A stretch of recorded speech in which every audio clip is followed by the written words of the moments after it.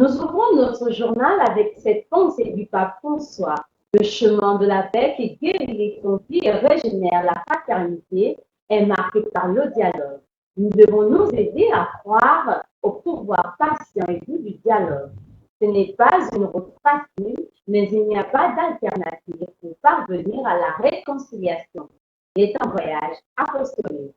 Bonsoir à toutes et à tous. Merci de nous rejoindre sur Catholique du Gabon pour notre nouvelle édition d'information. Tout de suite, les titres.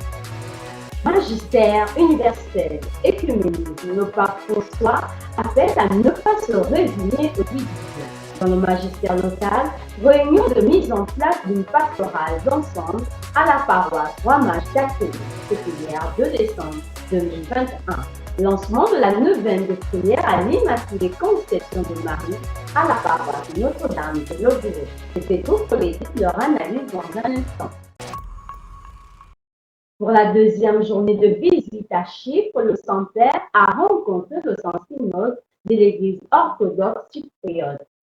En plaçant cette matinée sous le signe de l'œcuménisme, le pape François a profité de cette occasion pour souligner les racines communes entre les églises catholiques et orthodoxes et de renouveler sa volonté d'approfondir le dialogue œcuménique, en prenant pour modèle Barnabé qui évangélisa l'île dès le 1er siècle après Jésus-Christ. Pour le pape François, nous descendons de la même ardeur apostolique et en ce chemin, nous relie celui de l'Évangile.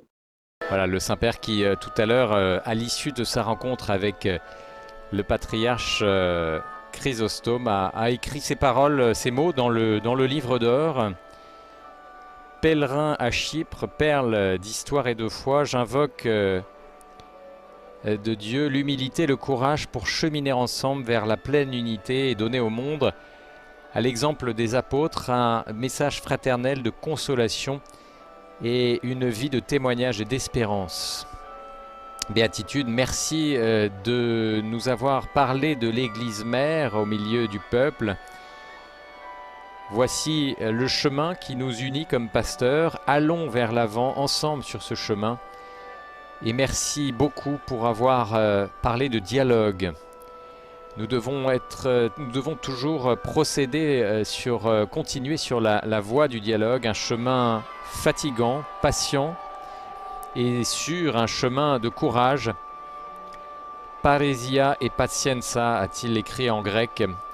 Et voilà les paroles du pape François sur ce livre d'or après sa rencontre avec le patriarche orthodoxe de Chypre. Jeudi 2 décembre 2021, le pape François a accepté la démission de l'archevêque de Paris, Michel Aupetit. Cette décision intervient une semaine après sa demande de démission après les événements douloureux de la semaine passée.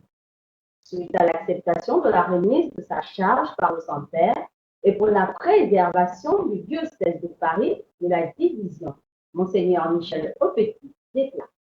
Le Seigneur a donné, le Seigneur a repris, que le nom du Seigneur soit béni. Cette phrase de Job m'habite au moment où je reçois cette acceptation de la remise de ma charge de la part du Saint-Père. Les événements douloureux de la semaine passée, sur lesquels je me suis déjà exprimé, m'avaient amené à remettre ma mission dans les mains du pape François pour préserver le diocèse de la division que provoque toujours la suspicion et la perte de confiance. J'ai reçu cette lourde charge du diocèse de Paris en essayant de m'en acquitter avec ferveur et dévouement. Je rends grâce à Dieu qui m'a fait depuis toujours le don d'un regard bienveillant sur mes semblables et d'amour des personnes qui m'avaient conduit dans un premier temps à l'exercice de la médecine.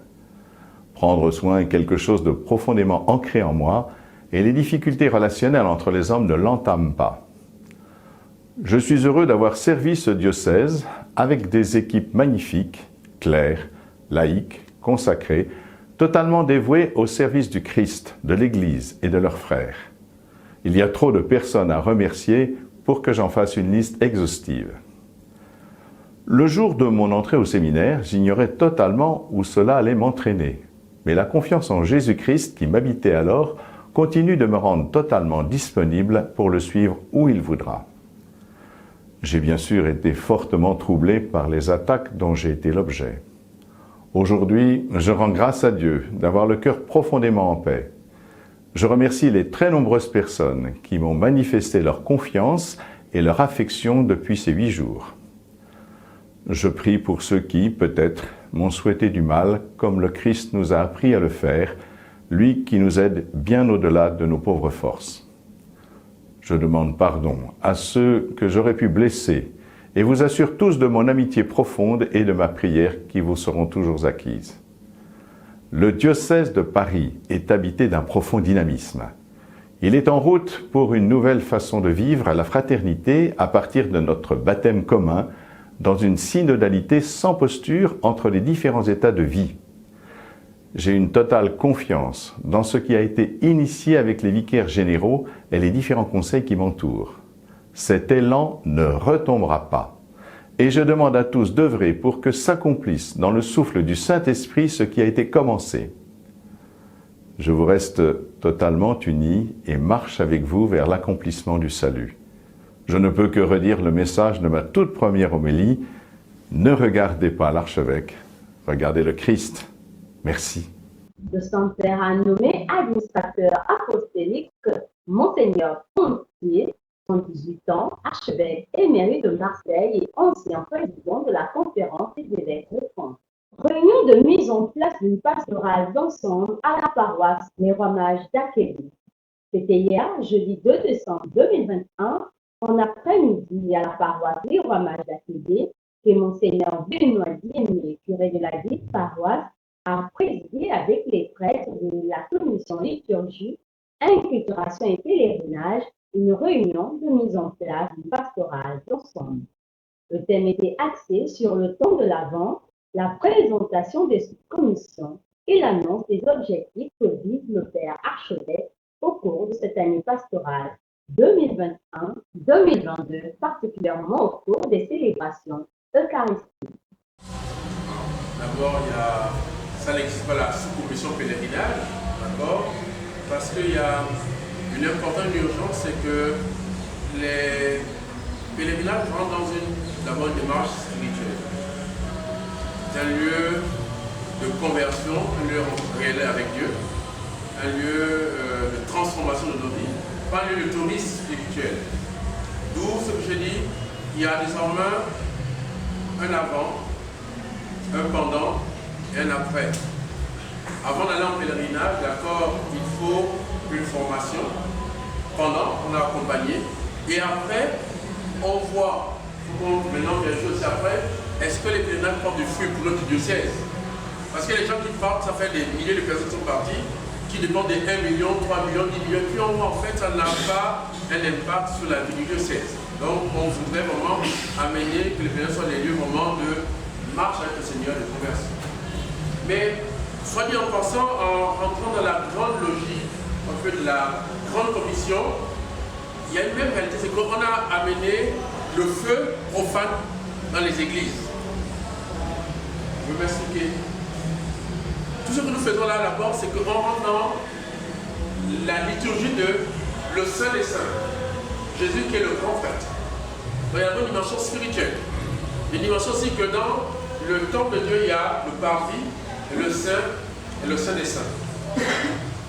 La commission à laquelle vous apprenez vous fait entrer dans déjà le Saint des Saints. Même certains rentrent plus ou moins dans le Saint, mais dans le Saint des Saints. Amen. Amen. Donc il y a des choses, à mon avis, qu'il faut véritablement changer. Aubin Besselo, actuel coordinateur du service en musique et religieuse de l'archidiocèse de Libreville. Il était question dans un premier temps de donner en grande partie, on va dire, la ligne directrice, donc la ligne conductrice de l'archevêque de Libreville par rapport à ce qu'il attend des différentes commissions liturgiques. Donc il était important de recadrer certaines choses, certaines dérives observées durant les liturgies. Donc il était question ici maintenant de revoir ensemble la manière de célébrer une liturgie de façon générale. Donc voilà en gros la substance de cette réunion de ce jour. C'est depuis le mardi 30 novembre 2021 que les fidèles de la paroisse de Notre-Dame de Lodève ont ouvert la neuvaine préparatoire à la solennité de l'Immaculée Conception de la Vierge Marie. dizaine, prions pour nos parents défunts. Prions aussi pour les défunts qui n'ont personne qui prie pour eux. Notre Père qui es aux cieux, que ton nom soit sanctifié, que ton règne vienne, que ta volonté soit faite sur la terre comme au ciel. Donne-nous aujourd'hui notre pain de ce jour. Pardonne-nous nos offenses, comme nous pardonnons aussi à ceux qui nous ont offensés.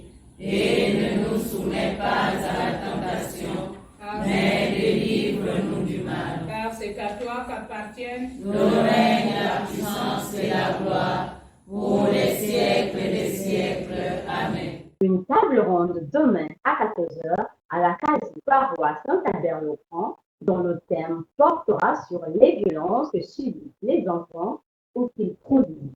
À la paroisse Saint-André-de-Libreville, une journée porte ouverte sera organisée le dimanche 5 décembre 2021 à l'occasion de la célébration du bicentenaire du fondateur de la Congrégation des Sœurs de la Divine Providence chrétienne.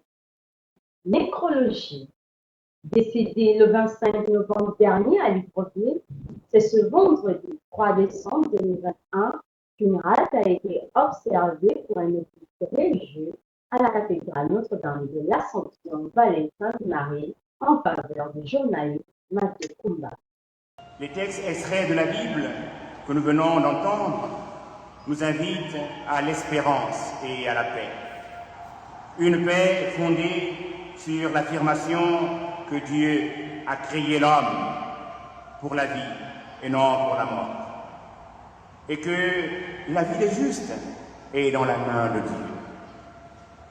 Nous le croyons fermement. C'est pourquoi nous faisons cette halte en ce haut lieu qui fut cher au cœur de notre regretté Mathieu Koumba, la cathédrale Notre-Dame de l'Assomption, Vallée Sainte-Marie. En effet, aucun tourment n'a de prise sur ceux qui mettent leur confiance en Dieu. Mathieu Koumba était un homme du monde de la communication, un illustre homme au service de la liberté et de la vérité. Fidèle paroissien de notre église cathédrale, il rejoint la terre des ancêtres demain en après-midi. Et maintenant, le sang du jour. Apôtre des Indes et patron des missions, Saint François Xavier fut l'un des premiers compagnons d'Ignace de Loyola. Désigné pour la mission des Indes portugaises en 1541, il annonça le Christ en Inde, en Chine et au Japon. Ensemble avec Saint Ignace de Loyola et Pierre Fabre, il crée la Compagnie de Jésus. Il mourut aux portes de la Chine, brûlé d'une passion pour la gloire de Dieu et le salut des hommes qu'il aurait voulu communiquer à tous les chrétiens. Ma chère téléspectateurs de 14 du Gabon, c'est ainsi que se referme notre émission d'information de ce vendredi 3 décembre 2021. Nous vous remercions de l'avoir regardé. En retrouve les 200 secondes de nos études, nous gardons la foi, l'espérance et la charité.